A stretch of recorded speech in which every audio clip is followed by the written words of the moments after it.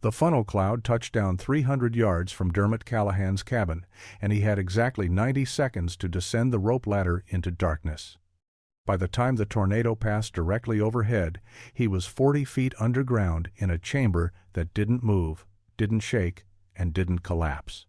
Before we go deeper, let us know where you're watching from, and if stories of frontier survival move you, hit that subscribe button, because tomorrow's tale is even more unbelievable. The sky turned the color of old bruises on the afternoon of April 23, 1866. Dermot Callahan noticed it first while hauling creek water back to the sluice box he and Angus MacLeod had been working for 3 weeks. The light had gone strange, filtering through clouds that seemed to press down on the Colorado plains like a weighted blanket. Everything took on a greenish tint that made the prairie grass look poisonous. Angus was a quarter-mile downstream, checking their second claim where a tributary fed into the main creek. They had found decent color there, nothing that would make them rich, but enough to justify staying through spring. The prospecting camp consisted of 2 canvas tents, their sluicing equipment, and a shallow dugout carved into a hillside that served as emergency shelter during storms. The dugout was typical frontier construction, maybe 4 feet deep, roofed with cottonwood logs and sod. It kept rain off and provided some protection from wind. The wind died completely around 3 o'clock. Dermot set down his water buckets and stood still, listening. The absence of sound was wrong. No birds, no insects, even the creek seemed quieter. He looked west and saw the wall cloud forming, a dark mass that rotated slowly, lowering toward the ground like something alive and hungry. He shouted for Angus, but the distance was too great. Dermot ran toward the dugout, his instincts screaming that he had minutes before whatever was coming arrived. He could see Angus now, still bent over the sluice box, working, oblivious. Dermot waved his arms and shouted again. This time Angus looked up and turned to see the western sky. The funnel touched down 2 miles away. Dermot watched it form, a gray rope extending from cloud to ground, widening as it connected. It began moving east, directly toward their camp. Angus started running back, but he was too far away. Dermot knew his partner wouldn't make it. The sound started low, like distant freight trains, then grew into a roar that made thinking difficult. Dermot hesitated at the dugout entrance, watching Angus sprint across open ground. The funnel was a quarter-mile away now, massive and dark, pulling everything into its rotation. Debris swirled around its base. Individual objects spinning in the air, things torn from earth and made into weapons. Angus was 50 yards away when the tornado's outer winds hit him. Dermot saw his partner stumble, recover, take 3 more steps, then disappear as the funnel passed between them. One moment Angus was there, the next he was gone, erased by wind and violence. Dermot threw himself into the dugout and pressed against the back wall as the world above came apart. The roar was physical, a pressure that pushed against his ears and chest. The cottonwood roof logs groaned and shifted, dirt rained down from the sod covering. Dermot covered his head and waited. The dugout shook but held. After what felt like hours but was probably 90 seconds, the sound receded, moving east. When Dermot climbed out, the landscape had been erased. Both tents were gone. The sluice boxes had vanished. Equipment was nowhere to be seen. And Angus MacLeod was dead, his body lying broken 200 yards from where Dermot had last seen him standing, killed by either debris impact or the fall from whatever height the tornado had carried him. Dermot stood in the devastated camp as the sky cleared and made a decision that would consume him for the next year. He would never again trust 4 feet of earth to keep him alive. Dermot buried Angus on a hillside overlooking the creek where they had worked together. He marked the grave with stones and left the claim the following morning. The gold didn't matter anymore. Understanding what had killed his partner mattered more than anything else. He spent the next 6 weeks traveling across the Colorado Territory, visiting every site where tornadoes had struck in recent memory. Near Greeley, he found a homestead reduced to splinters, except for a stone root cellar that had survived intact. The farmer showed him the cellar, 8 feet deep with walls built from fieldstone. The family had sheltered there during the tornado. They had lived, but water had seeped through the walls and the ventilation had been inadequate. They described gasping for air in the darkness. Outside Fort Collins, Dermot examined the remains of a settlement where 5 people had died. Their storm cellar had collapsed, the timber roof, crushed by debris carried in the tornado's rotation. A cast-iron stove had fallen through the roof structure, killing 2 people instantly. The survivors described the sound of objects hitting the ground above them, each impact threatening to break through. He traveled south to a mining camp where men worked underground, extracting coal. Dermot spent 3 days watching the miners, asking questions about tunnel construction and support systems. He learned how they used timber frames every few feet to prevent collapse, how they calculated the strength needed to support tons of earth above. A foreman explained that depth provided stability. Shallow tunnels were dangerous because surface movement affected them. Deep tunnels, properly supported, remained stable even when the ground above shifted. The information crystallized into an obsession. Standard storm cellars were too shallow. 8 feet of earth wasn't enough to protect against a direct tornado strike. The rotating winds scoured the ground, sometimes removing several feet of topsoil. Debris penetrated shallow shelters. Structural collapse was common because the timber supports weren't designed for the lateral forces a tornado created. In Denver, Dermot met a railroad engineer named Harrison who was planning tunnel routes through the mountains. They talked for hours in a saloon while Dermot sketched ideas in a notebook he had started carrying. Harrison explained ventilation shaft design, how air could be drawn through vertical pipes even when the main entrance was sealed. He described the mathematics of load-bearing, how weight distributed across multiple points prevented collapse. Dermot asked about depth. How deep would a chamber need to be to remain unaffected by surface destruction? Harrison considered the question seriously. 30 feet minimum, he said, maybe 40 to be certain. At that depth, the chamber would be below the tornado's ground effect.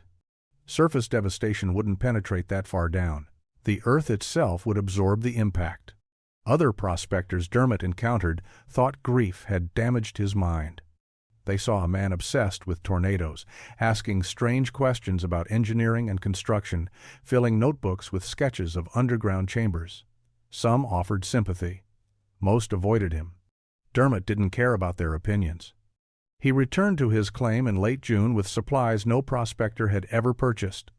Lumber for structural frames, rope for a pulley system, and enough determination to move mountains of earth one shovelful at a time. Dermot selected his construction site with the same care a military engineer would choose a fort location. He walked every acre of his claim, studying drainage patterns, soil composition, and elevation. The spot he finally chose was a slight rise 70 yards from the creek, high enough to avoid flooding, but close enough to water for practical needs. He dug test holes at different locations, examining the soil layers. Clay was what he wanted. Dense and stable, not sandy loam that would collapse or require constant shoring. He began digging on July 2, 1866. The shaft he planned was 6 feet square, large enough to work in comfortably, but small enough that one man could realistically excavate it. He started with a shovel and pickaxe, basic tools that had served prospectors for generations. The first few feet came easily, topsoil and loose earth that he piled nearby. At 4 feet down, he hit the clay layer he had hoped to find, dense gray material that required real effort to break apart but would hold its shape once excavated. By the end of the first week, Dermot was 10 feet down, and the work had become significantly harder. Hauling dirt up from that depth required a system. He rigged a pulley using mining equipment he had salvaged from abandoned claims, attaching it to a wooden frame built over the shaft opening. He filled buckets with excavated clay, attached them to a rope, and hauled them up using the pulley advantage. The system worked, but it was slow. Each bucket held perhaps 30 pounds of material. Moving tons of earth meant thousands of bucket loads. Silas Peterman visited on a Thursday afternoon in late July. Silas worked a claim 2 miles east and occasionally stopped by to trade supplies or share information about strikes in the area. He found Dermot 15 feet underground, swinging a pickaxe in the confined space, breaking clay loose so it could be shoveled into buckets. Silas peered down into the shaft and asked what Dermot was building.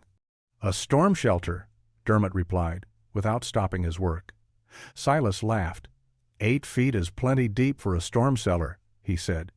"You're wasting time that could be spent finding gold." Dermot said nothing, just kept swinging the pickaxe.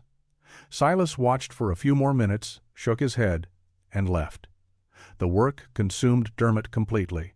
He woke at dawn, descended into the shaft, and worked until dark. His hands developed calluses on top of calluses.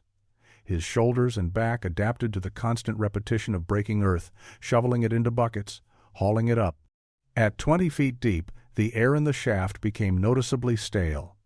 He rigged a canvas tube that funneled fresh air down from the surface, a crude ventilation system that made breathing easier.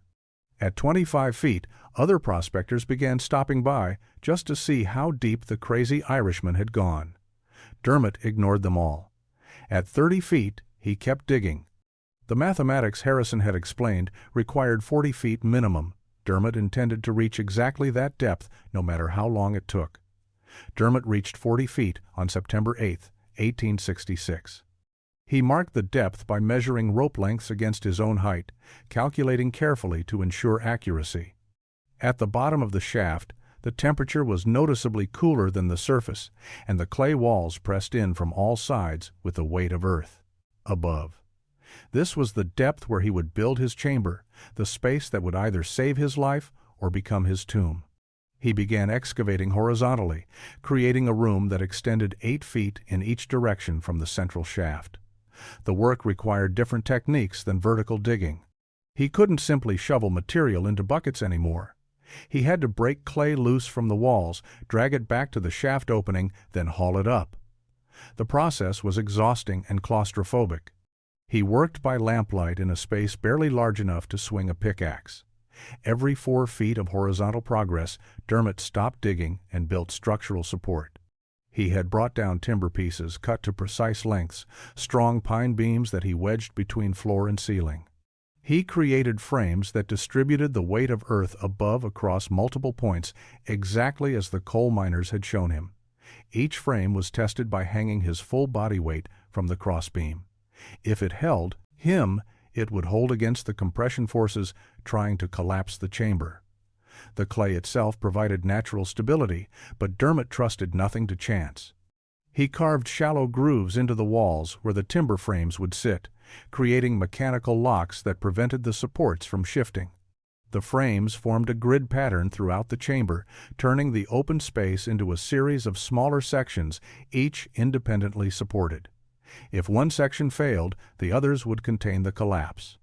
Water was his constant enemy. Groundwater seeped through clay layers, creating puddles on the chamber floor. Dermot engineered a drainage system using principles he had observed in mine operations. He carved shallow channels in the clay floor, all sloping toward one corner where he dug a sump pit 3 feet deeper than the main floor. Water collected in this pit, and he bailed it out daily using a bucket on a long rope. The system kept the chamber floor relatively dry. Ventilation required solving a problem that had killed people in previous storm cellars. Dermot used sections of stovepipe he had purchased in Denver, connecting them to create a shaft that ran from the chamber floor up through the main vertical shaft and emerged 50 yards away from the cabin site he planned to build. The exit was disguised among prairie grass, just a pipe opening that would draw air even if debris covered the main entrance. He tested airflow by burning a candle in the sealed chamber. The flame flickered but stayed lit, proof that oxygen was reaching the space. By late September, the chamber was complete. Dermot stood in the center of his underground room, 40 feet below the surface, surrounded by clay walls and timber supports, and calculated that he had moved approximately 18 tons of earth by himself over 3 months. Building the cabin above ground was simple compared to the excavation work, but Dermot approached it with the same obsessive precision.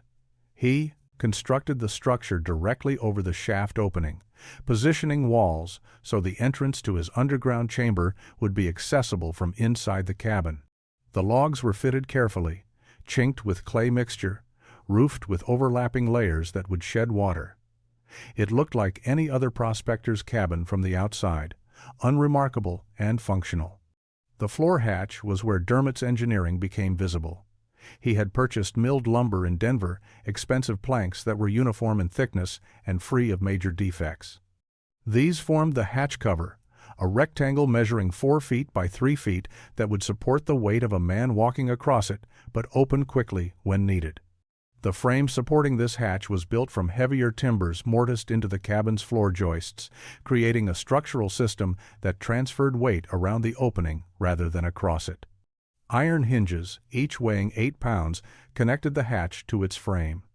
Dermot had paid a blacksmith in Fort Collins to forge them according to specifications he had drawn. The hinges were massive compared to standard door hardware, designed to support the hatch's weight through thousands of opening and closing cycles without weakening. He mounted them using bolts that passed completely through both hatch and frame, then clinched the ends so they couldn't work loose. The locking mechanism was simpler than the hinges but equally important. An iron bar slid through brackets mounted to the hatch's underside, extending into mortises cut into the surrounding floor frame. When engaged from below, this bar made the hatch impossible to open from above. Dermot could descend into his chamber, pull the hatch closed above him, and slide the bar into place, effectively sealing himself in a space that would remain secure even if the cabin above was destroyed. Opening the hatch from inside required only lifting it against its own weight. The hinges were positioned so gravity would assist rather than resist the opening motion. Dermot practiced the sequence dozens of times, timing himself. From standing in the cabin to descending the rope ladder and reaching the chamber floor took 90 seconds. From the chamber, he could climb back up and push the hatch open in 45 seconds. The rope ladder itself was constructed from hemp rope thick as his thumb, with wooden rungs spaced 12 inches apart. He anchored the top to iron rings bolted into the floor joists, creating multiple attachment points so the ladder's weight distributed across the structure. The bottom touched the chamber floor 40 feet below, and Dermot added extra length so the ladder could be pulled down and stored if needed. Silas Peterman visited again in late October and saw the completed hatch for the first time. He stared at the reinforced opening, the massive hinges, the iron locking bar visible when the hatch was open. Silas called it excessive, said Dermot had built something that belonged in a bank vault, not a prospector's cabin. Dermot closed the hatch, demonstrating how smoothly it operated despite its weight, and said nothing. The first snow fell on November 3, 1866, ending tornado season and beginning the long winter wait. Dermot spent those months maintaining his shelter system and discovering problems that only revealed themselves through use. The ventilation shaft iced over during a bitter cold snap in December, cutting off airflow to the chamber. He climbed down to find the air noticeably stale, the candle flame struggling. He modified the pipe opening above ground, adding a curved cap that prevented snow accumulation while still allowing air passage. He added improvements throughout the winter. Oil lamp brackets were mounted to the timber support frames, positioned so light would illuminate the entire chamber. Wooden shelves appeared along one wall, built to hold supplies that wouldn't spoil in the cool underground environment. He stored dried meat, hardtack, candles, matches in waterproof tins, and a spare rope ladder in case the primary system failed. A barrel in one corner held drinking water, refilled weekly from the creek. Word about Callahan's underground fortress spread through the scattered prospecting community during winter gatherings. Men who had seen the hatch described it to others who hadn't. The depth became exaggerated in retelling. Some claimed Dermot had dug 60 feet down, others said 80. The actual 40 feet was impressive enough, but frontier storytelling required embellishment. Most prospectors who heard the stories dismissed them as the obsession of a man broken by his partner's death. A few visited out of genuine curiosity. Dermot showed them everything, explaining his reasoning and construction methods. He demonstrated the ventilation system, the drainage channels, the timber support grid. He offered to share measurements and techniques with anyone interested in building similar shelter. Nobody accepted. The work was too extensive, the time investment too great. 8 feet was standard for storm cellars, and most men saw no reason to exceed that depth. Dermot understood their reluctance. He had spent 3 months excavating earth, another month building the chamber and entrance system. A prospector could find significant gold in that time, or at least enough color to justify the effort. Building a shelter that might never be used seemed like poor investment to men, focused on profit and survival in more immediate terms. But Dermot couldn't shake the memory of Angus disappearing into the funnel, or the feeling of inadequacy when the shallow dugout had barely protected him. The mathematics were clear in his mind. 40 feet of earth between him and a tornado's rotation meant safety. Anything less was gambling with odds he wouldn't accept.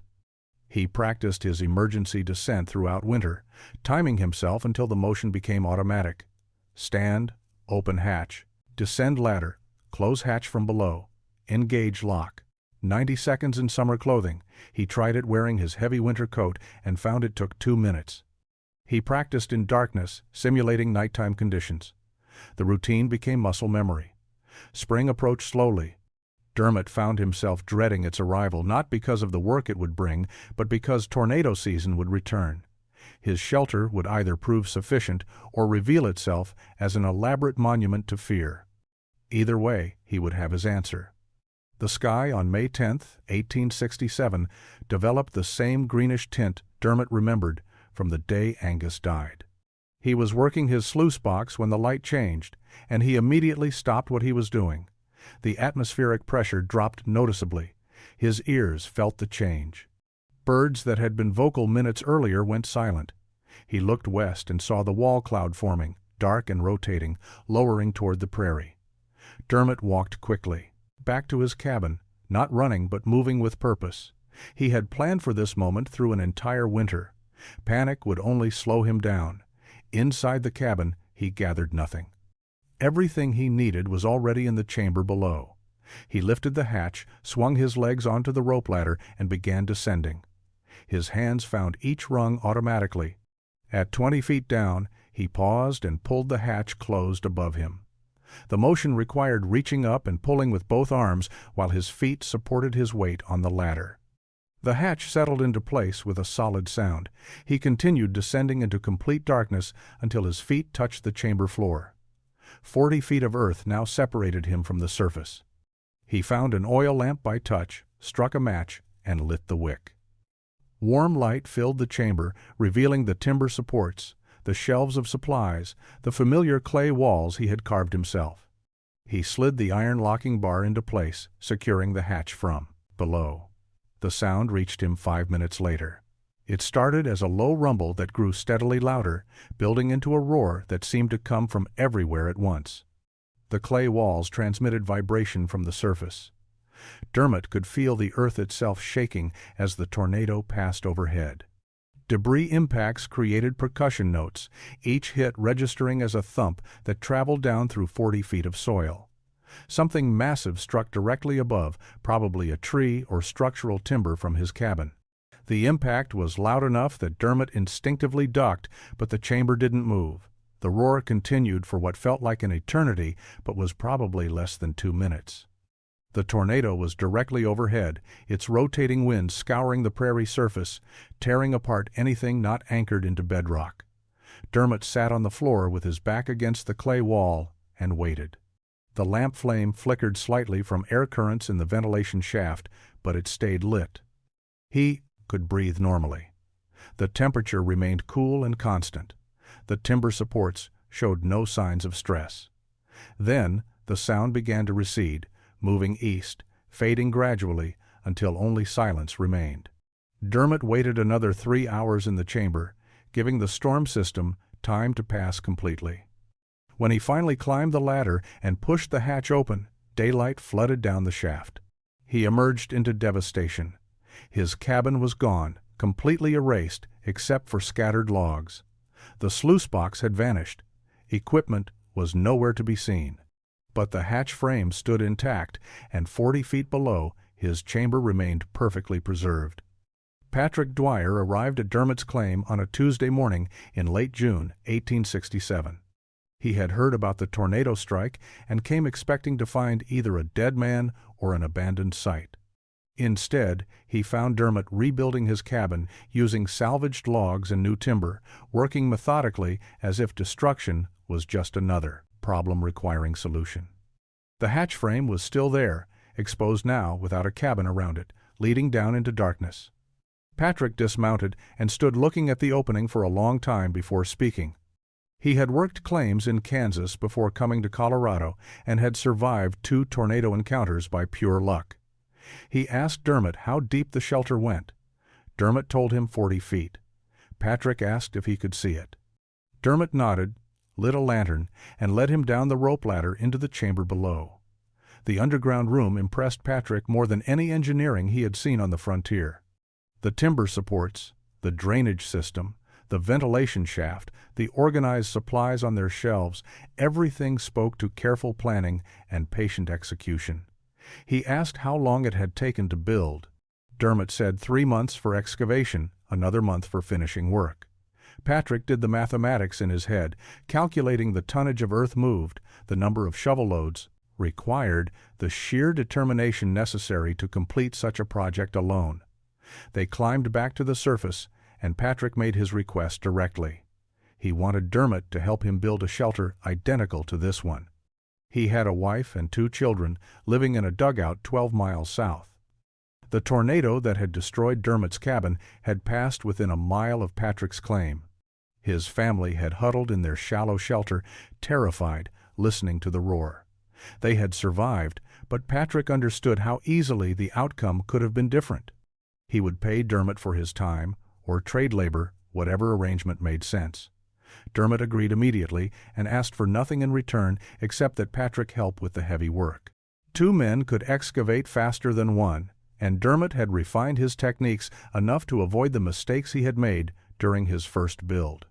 They started the following week at Patrick's claim, selecting a site with good drainage and stable clay soil. The work went faster with 2 men sharing the labor. They established a rhythm where 1 man worked at the bottom breaking clay loose, while the other operated the pulley system, hauling buckets up and dumping them. They switched positions every hour to prevent exhaustion. The shaft reached 40 feet in 6 weeks instead of the 3 months Dermot's first excavation had required. The chamber construction took another 2 weeks, with both men working to install timber supports and carve drainage channels. Other prospectors noticed the activity and stopped to observe. They saw the growing pile of excavated earth, the deep shaft, the careful construction. Some asked questions. Dermot and Patrick answered honestly, explaining the engineering principles and survival mathematics. Most listeners remained skeptical, but a few took notes or asked for measurements. By fall of 1867, 3 more deep shelters were under construction across the territory. Word spread, not through promotion, but through the simple fact that Dermot and Patrick had both survived direct tornado strikes in shelters that performed exactly as designed. Men with families began calculating whether the time investment was worth the protection offered. Those who had experienced close encounters with tornadoes usually decided it was. Spring of 1868 brought an outbreak that validated every hour Dermot had spent digging. Between April and June, 7 significant tornadoes touched down across Colorado Territory and neighboring Kansas. The storms moved through areas where prospectors, homesteaders, and small settlements had been established. Traditional storm cellars failed with brutal regularity. Roofs collapsed under debris impact. Shallow excavations flooded with rainwater. Structures built too close to the surface were simply torn open by the tornado's ground scouring effect. But the deep shelters held. Patrick Dwyer's family survived a direct hit on May 23rd, when a tornado destroyed every structure on their claim except the entrance frame leading down to their chamber. Patrick's wife Mary later described the experience to other women in the settlement. She said the sound was terrifying, but the chamber never moved, never leaked, never showed any sign of structural stress. Her children had been frightened by the darkness and noise, but they had been safe, and that was what mattered.